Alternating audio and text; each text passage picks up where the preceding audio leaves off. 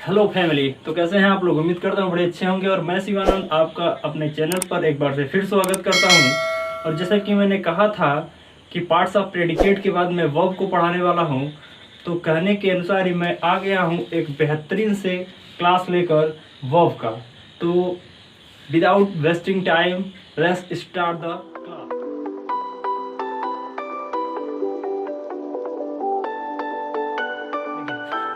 आज का हमारा टॉपिक है वर्ब। तो वर्ब को बेसिकली हमें कैसे समझना होगा, ना कि हमें रटना है बल्कि बहुत ही बेहतरीन तरीके से समझना है।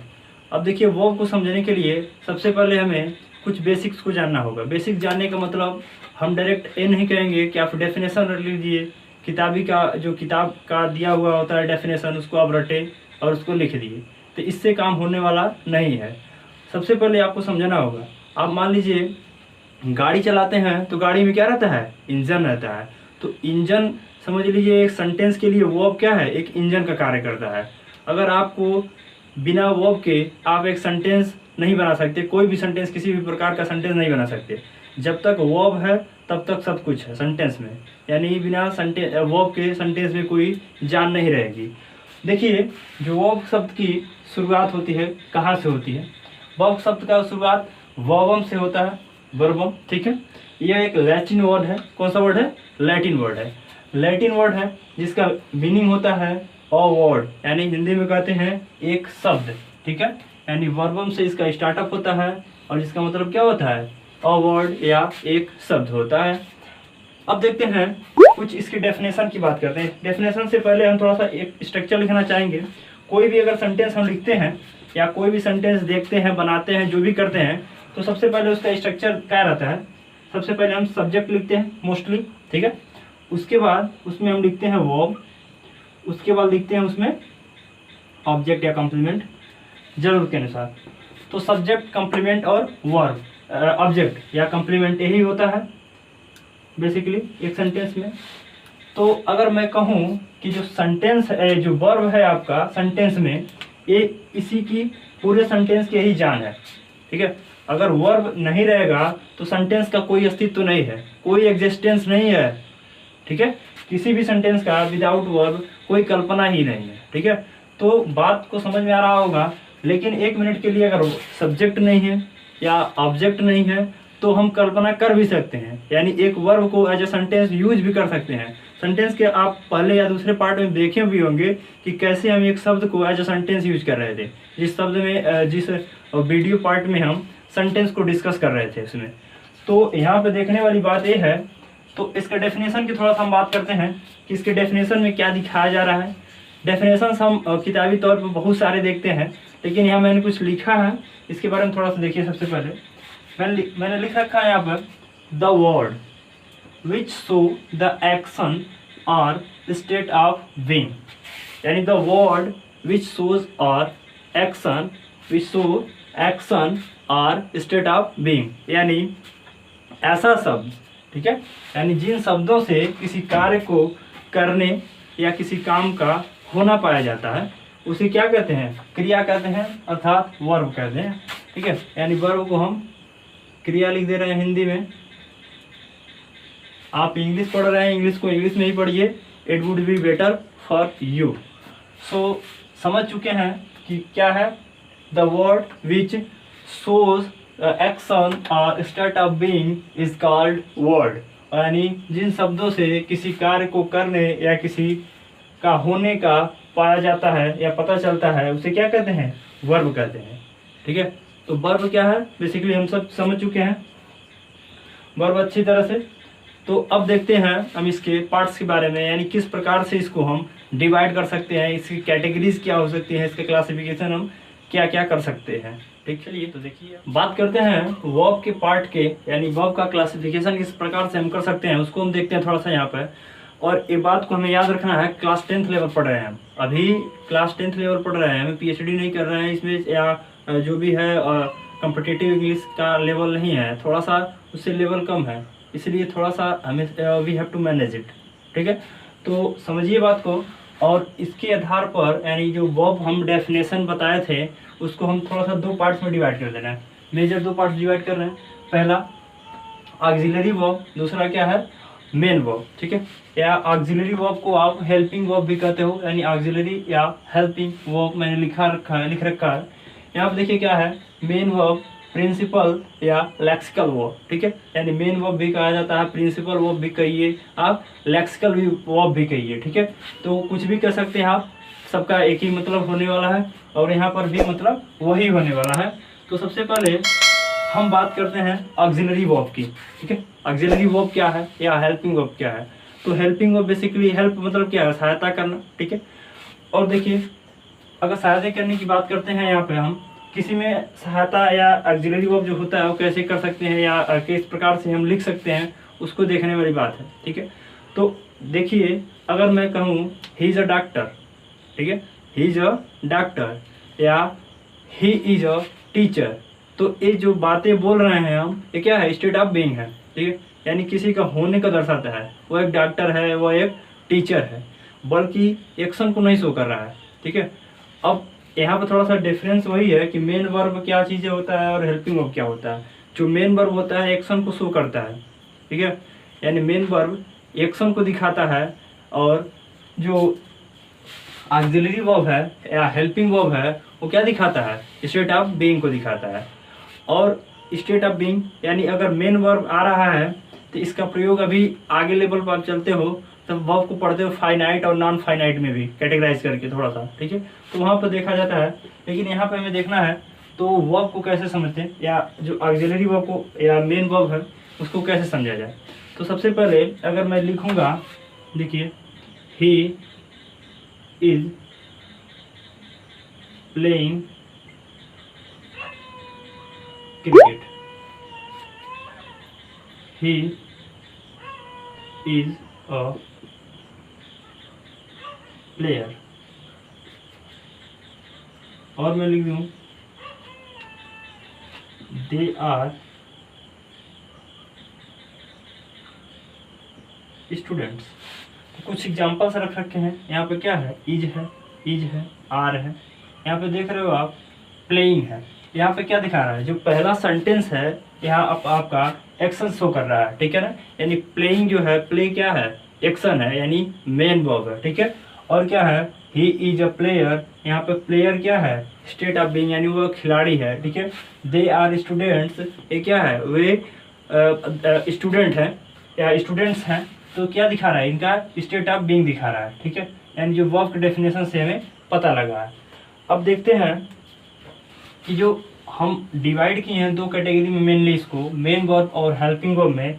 तो हेल्पिंग वर्ब को या जो ऑक्सिलरी वर्ब है इसको कैसे देख सकते हैं या इसमें क्या क्या चीज़ें, इसको कैसे कैटेगराइज कर सकते हैं कि नहीं कर सकते हैं, इसमें देखने वाली बात है। तो देखिए प्राइमरी जो वर्ब है इसको जो हेल्पिंग वर्ब है इसको हम दो मेन कैटेगरी में डिवाइड कर दे रहे हैं। एक होता है प्राइमरी और दूसरा होता है मॉडल्स, ठीक है। तो प्राइमरी और मॉडल्स को हम बांट दें, यानी ऑक्सिलरी वर्ब को हम दो कैटेगरी में बांट दें, ठीक है, प्राइमरी में और मॉडल्स में। तो प्राइमरी वर्ब क्या होता है, इसको देखने वाली बात है। यानी प्राइमरी जो हेल्पिंग वर्ब होता है वो कुछ इस प्रकार से होता है, जैसे आपने सुना होगा वी के बारे में, हैव के बारे में और डू के बारे में। बेसिकली तीन ही होता है primary auxiliary verb, be, have और डू। सबसे पहले हम वी की बात कर लेते हैं कि वी क्या है। तो सबसे पहले यहाँ पर लिखना है वी।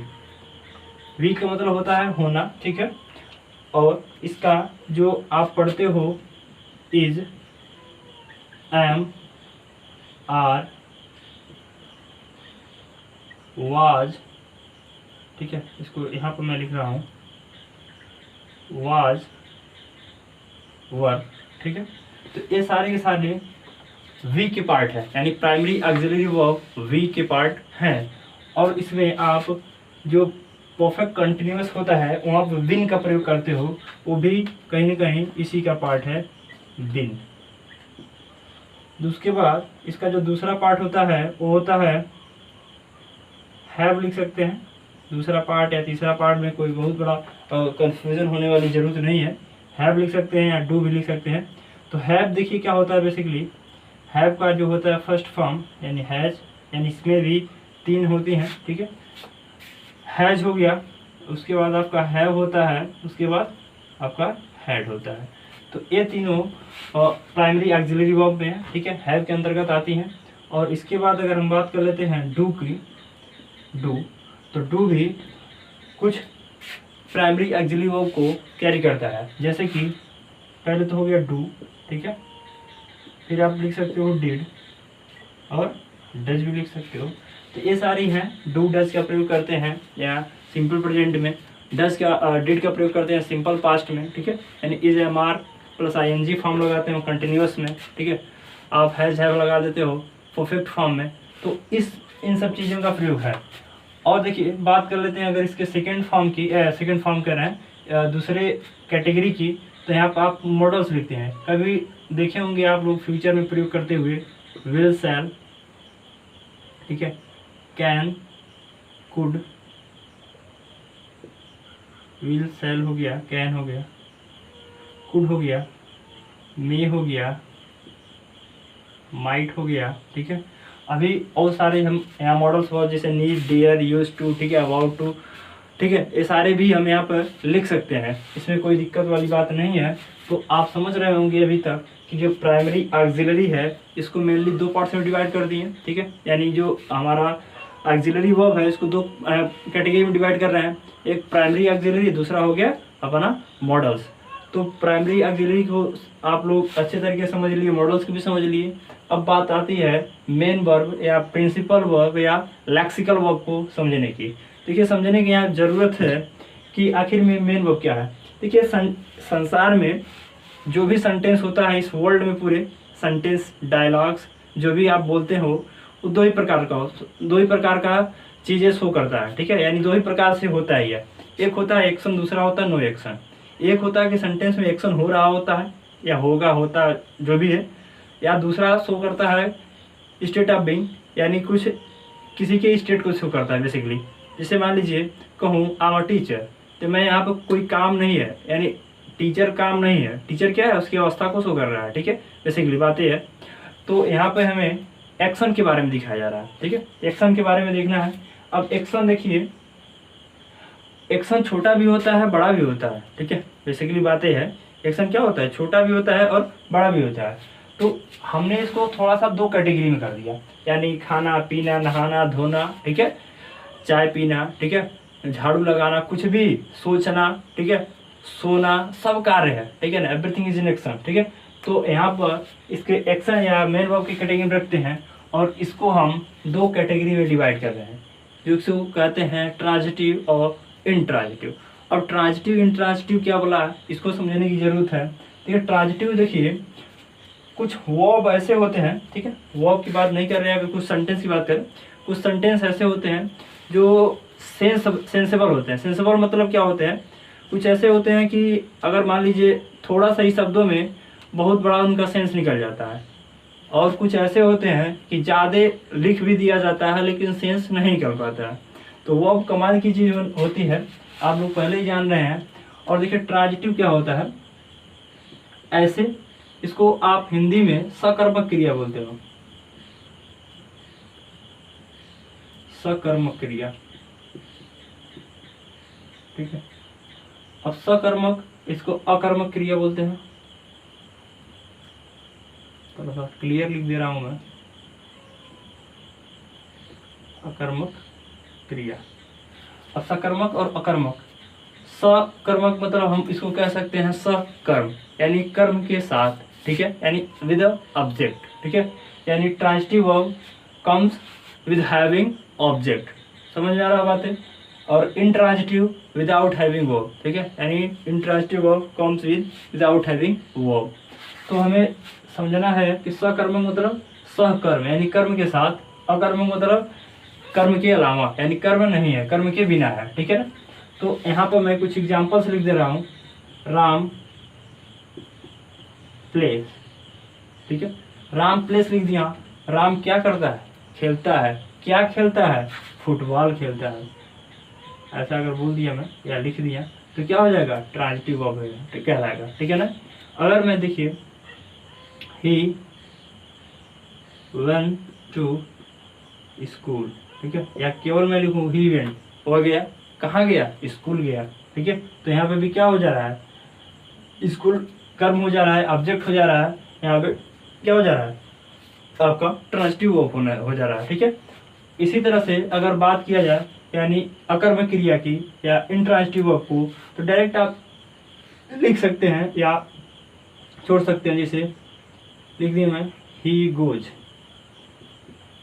They take. ऐसे ऐसे मैं सेंटेंस लिख रहा हूँ जिसमें क्या है, ऑब्जेक्ट नहीं है।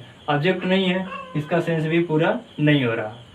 अब देखिए, कुछ चीज़ें ऐसी होती है, ठीक है, या कुछ वर्ड ऐसे होते हैं जो ट्रांजिटिव और इंट्रांजिटिव यानी हो रहते तो हैं, दिखने में आपको इंट्रांजिटिव लग रहे होते हैं, ठीक है, लेकिन ट्रांजिटिव का सेंस देते हैं, यानी ट्रांजिटिव के रूप में उनको प्रयोग किया जाता है और असली में पूछा जाए तो क्या होते हैं, ट्रांजिटिव कहे जाते हैं।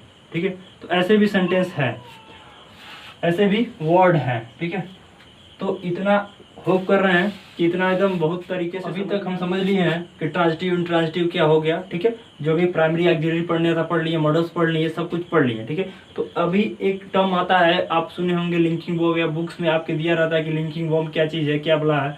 तो लिंकिंग वर्ब को बड़ा सरदर होता लेने की जरूरत नहीं होती है।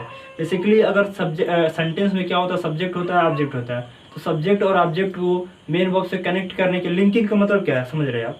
लिंकिंग का मतलब यही तो समझ, लिंक करना है, संयोज। ठीक है, संयोजन करना यानी कनेक्ट करना। तो उनको कनेक्ट करने के लिए जो वर्ब आता है उसे ही लिंकिंग वर्ब कहते हैं। लिंकिंग ट्रांजिटिव भी हो सकता है और इंट्रांजिटिव भी हो सकता है।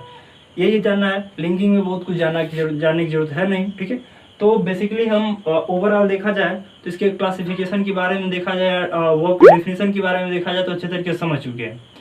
अब अगर जहाँ भी दिक्कतें हैं या जो भी अभी कुछ, इसका अगले वीडियो में हम कुछ एग्जांपल्स देने वाले हैं, बेहतरीन तरीके से उसको समझाएंगे कि वो कहाँ से है और कौन सा है। ठीक है, तो कुछ एग्जांपल्स के साथ देखा जाएगा नेक्स्ट वीडियो में। और जो भी क्वेरीज हो आप कमेंट बॉक्स में मेंशन करना ना भूलें, और हमारे वीडियोस में कंटिन्यू बने रहिए और देखते रहिए। आपको बेहतरीन से बेहतरीन कंटेंट देने का मैं कोशिश करता ही रहूँगा। तो आज के लिए बस इतना ही, और मिलते हैं एक अगले वीडियो में एक नई ऊर्जा के साथ। आज के लिए धन्यवाद।